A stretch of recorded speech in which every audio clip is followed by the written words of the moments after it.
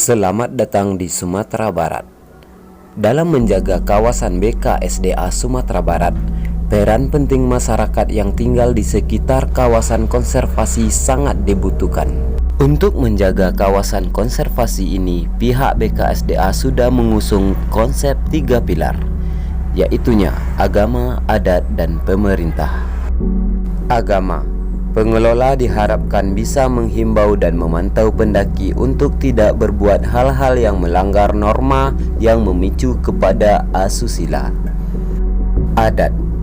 Pengelola diharapkan bisa memberi pencerahan kepada pendaki untuk menghargai dan menghormati adat masyarakat yang tinggal di dekat kawasan BKSDA. Pemerintah. Pengelola diharapkan bisa memantau setiap kegiatan yang bisa merusak alam, baik dari pendaki maupun masyarakat umum. Mendaki bukan seberapa tingginya gunung, bukan juga seberapa sulitnya jalur, namun seberapa kesadaran kita untuk tidak merusak dan menjaga flora dan fauna yang ada. Ada 3 pesan penting untuk pendaki formula. Jangan ambil sesuatu kecuali gambar, jangan meninggalkan sesuatu kecuali jejak, jangan bunuh sesuatu kecuali waktu. Di kawasan BKSDA Gunung Senggalang, kita bisa menemui hutan tropis yang masih asri, ditumbuhi anggrek yang begitu menawan, dan hutan lumut yang begitu mempesona. Indonesia kaya akan flora dan faunanya, seperti yang bisa kita lihat di Gunung Singgalang dengan ketinggian 2877 mdpl.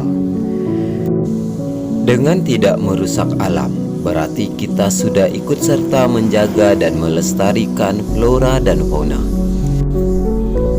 Mari kita hentikan penebangan hutan dan pemburuan liar di kawasan konservasi dan hutan Indonesia.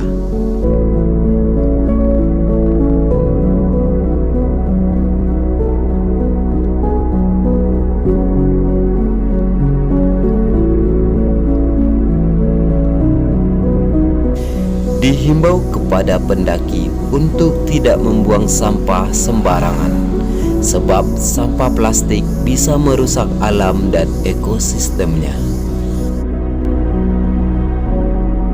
Salam lestari dari kawasan konservasi Telaga Dewi Gunung Singgalang. Salam BKSDA Sumatera Barat, Indonesia.